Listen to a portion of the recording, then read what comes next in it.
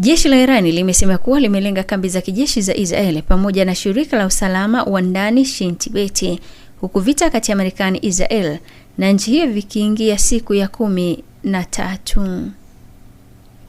Katika taarifa kupitia televisheni ya kitaifa, jeshi la Irani limesema kuwa kambi ya jeshi la anga la Palmatim na Olda kwa utawala wa Kizayuni pamoja na makao makuu ya Shin Tibeti zililengwa kwa drone.